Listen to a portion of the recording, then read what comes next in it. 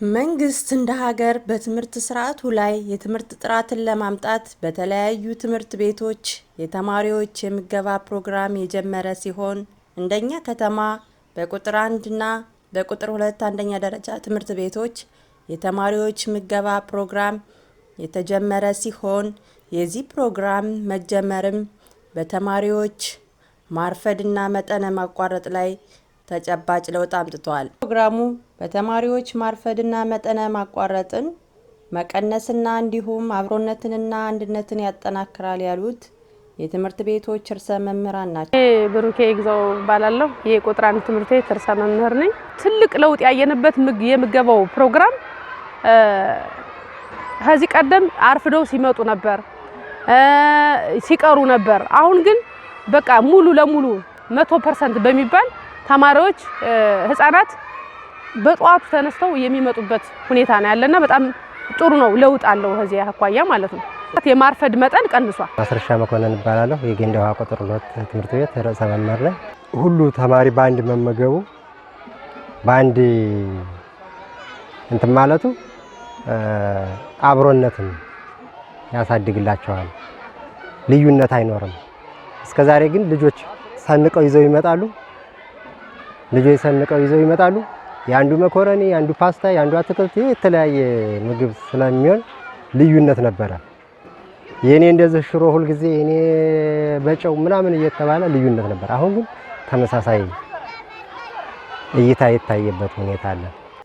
የትምህርት ቤቶች መምህራንም እንደተናገሩት የተማሪዎች ምገባ ፕሮግራም በመማር ማስተማሩ ለውጥ ማምጣቱን ተናግረው ቀጣይነት ቢኖረው ብለዋል።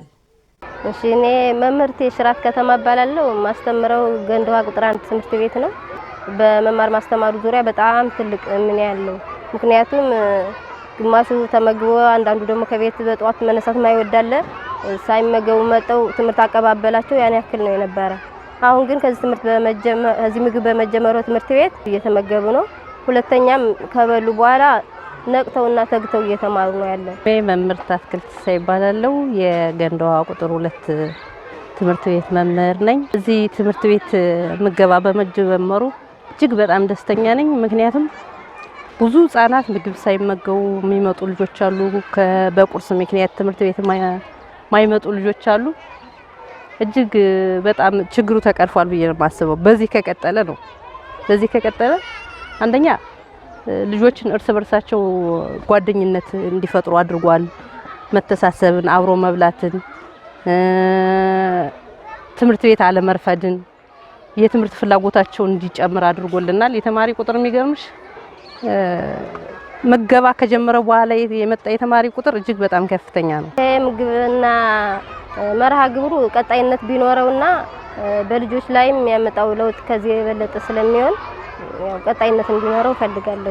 የትምህርት ቤቶች ተማሪዎችም ትምህርት ቤት ምገባ በመጀመሩ ደስተኛ መሆናቸውንና ለቀጣይ እንዳይቋረጥብን ብለዋል። እኔ ናርዶስ ዮሐንስ ነው ስሜ።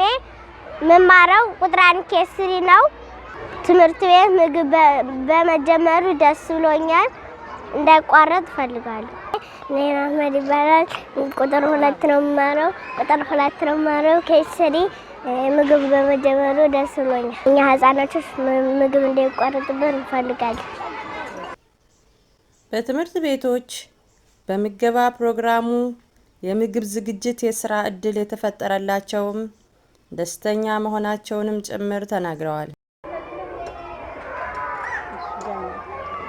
ያው ስሜ ወይዘሮ አባያሌው እባላለሁ።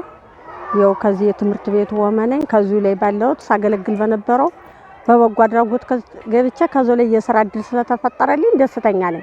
ዙሮ እንደው ስራ መፈጠሩም ሳይሆን ህፃናቶችን መመገብ ራሱ ትልቅ ደስታ ነው። በቃ የጅቱ ፕሮግራም ያው አንድ ቀን ፓስታ እንሰራለን፣ አንድ ቀን መኮረኒ እንሰራለን፣ አንድ ቀን ሽሮ እንደዚህ ፓስታ የተለያዩ ነገሮችን ያው ከተማ አስተዳደሩ በወሰደው እንትን ባስተማረን መሰረት ሰንጠረዡ ተሰጥቶናል። በዛ ሰንጠረዥ እየተከተሉን እንትን እያልን እየሰራን ነው ያለን።